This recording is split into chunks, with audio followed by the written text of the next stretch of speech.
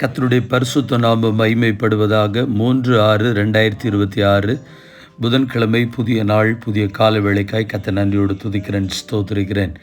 இந்த நாளுக்கான கர்த்தருடைய வார்த்தை யோசுவாவின் புஸ்தகம் 24ஆம் அதிகாரம் 15ஆம் வசனம். நானும் என் வீட்டாருமோ வென்றால் கர்த்தரையே சேவிப்போம். As for me and my household, we will serve the Lord. கர்த்தருக்கு ஸ்தோத்திரம். கர்த்தரையே சேவிக்கக்கூடிய ஒரு இருதயம், கர்த்தரையே சேவிக்கக்கூடிய ஒரு அனுபவம். கர்த்தருக்கு ஸ்தோத்திரம். இதை குறித்து ஒரு சில வசனங்களை வேதத்தின் மூலமாக நாம் தெரிந்து கொண்டு நாமும் நம்முடைய குடும்பமும் கர்த்தரை சேவிப்பதற்கு இன்னும் அதிகமாய் பிரயாசப்படுவோம். உபாகம் 30ஆம் அதிகாரம் 19-20 வசனங்கள் சொல்கிறது, நான் ஜீவனையும் மரணத்தையும் ஆசீர்வாதத்தையும் சாபத்தையும் உனக்கு முன் வைத்தேன் என்று உங்கள் மேல் வானத்தையும் பூமியையும் இன்று சாட்சி வைக்கிறேன். ஆகையால் நீயும் உன் சந்ததியும் பிழைக்கும்படிக்கு நீ ஜீவனை தெரிந்து கொண்டு கர்த்தர் உன் பிதாக்களாகிய ஆபிரகாமுக்கும் ஈசாக்குக்கும் யாக்கோபுக்கும் கொடுப்பேன் என்று அவர்களுக்கு ஆணையிட்டு கொடுத்த தேசத்திலே குடியிருக்கும்படிக்கும் உன் தேவனாகிய கர்த்தரில் அன்பு கூர்ந்து அவர் சத்தத்திற்கு செவி கொடுத்து அவரை பற்றி கொள்வாயாக. அவரே உனக்கு ஜீவனும் தீர்க்காயுசுமானவர் என்றான். கர்த்தருடைய நாமம் மகிமைப்படுவதாக. அவருடைய சத்தத்திற்கு கீழ்ப்படிந்து நாம் குடும்பமாய் அவரை சேவிப்பதற்கு நாம் மனம் வந்து வரும்பொழுது கர்த்தருக்கு ஸ்தோத்திரம். ஆண்டவர் சொல்லியிருக்கிற ஆசீர்வாதங்கள் நம் மேலும், நம்முடைய பிள்ளைகள் மேலும், குடும்பத்தின் மேலும், சந்ததிகள் மேலும் கர்த்தரை சேவிக்கிற நிமித்தமாய் வருகிறது. கர்த்தருடைய நாமம் மகிமைப்படுவதாக. 1 சாமுவேல் 12ஆம் அதிகாரம் 24ஆம் வசனம்.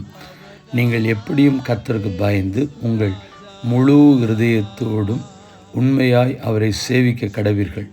அவர் உங்களிடத்தில் எவ்வளவு மகிமையான காரியங்களை செய்தார் என்பதை சிந்தித்து பாருங்கள். கர்த்தருடைய பரிசுத்த நாமம் மகிமைப்படுவதாக. உண்மையாகவே நம்முடைய ஆண்டவர் ஆச்சரியமான, அதிசயமான காரியங்களை, கிரியைகளை நம்முடைய வாழ்க்கையில் செய்கிறார். எப்பொழுதும் நாம் கர்த்தரை முழு மனதோடு சேவிக்கும் பொழுது கர்த்தருக்கு ஸ்தோத்திரம்.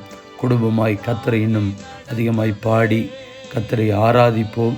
கர்த்தருக்கு ஸ்தோத்திரம். ஆண்டவரை சேவிக்கிற காரியங்கள், அதாவது ஆண்டவரை ஆராதிக்கிற காரியங்களில் எந்த விதத்திலும், எந்த சூழ்நிலைகளிலும் நாம் பின்தங்கி விடாதபடி கர்த்தருக்கு ஸ்தோத்திரம்.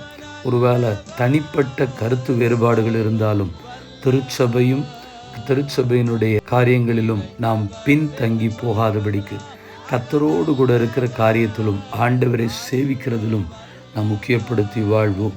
கர்த்தருக்கு ஸ்தோத்திரம் உண்டாகட்டும். யோசுவா சொன்னது போல அவர் சொல்லும் பொழுது அவர் சொல்லுகிறார், ஜனங்களை பார்த்து, இஸ்ரவேல் ஜனங்களை பார்த்து கேட்கிறார், கர்த்தரை நீங்கள் சேவியுங்கள்.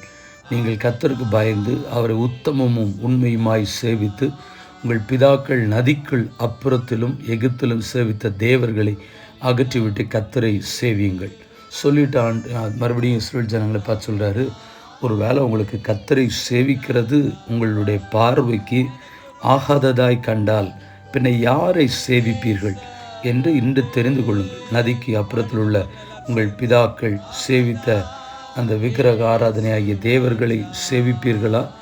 வாசம்னுகிற தேசத்தின் குடிகளாகிய எமோரின் தேவர்களை சேவிப்பீர்களோ? சொல்லிட்டு சொல்கிறாரு, நீங்கள் என்ன பண்ணாலும் சரி, நானும் என் வீட்டாருமோ வென்றால் கர்த்தரையே சேவிப்போம் என்று சொல்லி தேவ சமூகத்தில் பிரகடனப்படுத்துகிறார். கர்த்தருடைய நாமம் மகிமைப்படுவதாக. ஹல்லேலூயா. அதற்கு ஜனங்களும் பிரதியுத்தரம் சொல்கிறார்கள், ஹல்லேலூயா. வேறே தேவர்களை சேவிக்கும்படி கர்த்தரை விட்டு விலகிற காரியம் எங்களுக்கு தூரமாக இருப்பதாக என்று சொல்கிறார்கள். நாம் இன்னும் அதிகமாய் பக்தியிலே, பரிசுத்தில், வேத வாசிப்பில், குடும்ப ஜெபத்தில், ஆராதனை காரியங்களிலே ஆர்வமாய் முன்னேறி செல்ல கிருபை பாராட்டுவாராக.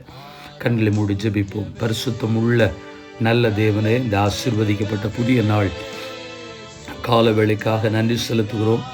நாங்கள் இன்னும் ஆர்வமாய், அதிக விருப்பத்தோடு, கவனத்தோடு கர்த்தரை சேவித்து, ஹல்லேலூயா, கர்த்தருடைய ஆசீர்வாதத்தை எங்களுடைய வாழ்க்கையில் காண கிருபை பாராட்டும்.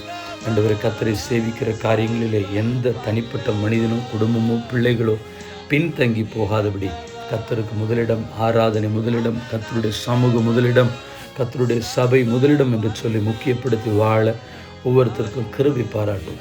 நசனக இயேசுவின் நாமத்தில் தாழ்மையோடு ஜெபிக்கிறேன் பரிசுத்தமுள்ள நல்ல பிதாவே, ஆமென்.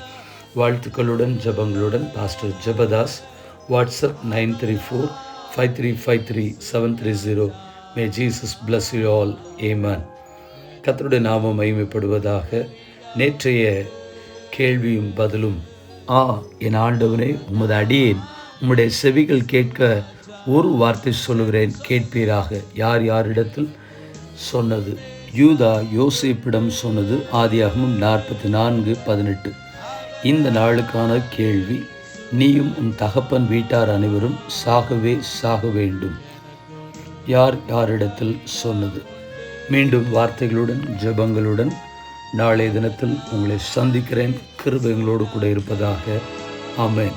பிரியமானவர்களே, எங்களுடைய திருச்சபையினுடைய கன்வென்ஷன் வருகிற வெள்ளி, சனி, ஞாயிறு, அதாவது 5, 6, 7 ஆகிய 3 நாட்களும் திருச்சி புத்தூர் YMCA அரசு பொது மருத்துவமனை எதிரே இருக்கிற YMCA மைதானத்தில் வைத்து ஒழுங்கு செய்யப்பட்டிருக்கிறது. கர்த்தருடைய வார்த்தை கேரளா பகுதியிலிருந்து reverend doctor Babu K Mathew அவர்கள் தேவனுடைய வார்த்தை பகிர்ந்து கொடுக்கிறார்கள். கலந்து கொள்ளுங்கள். கர்த்தருடைய ஆசீர்வாதத்தை பரிபூர்ணமாக உங்களுடைய வாழ்க்கையில் பெற்றுக்கொள்ளுங்கள். ஆமென்.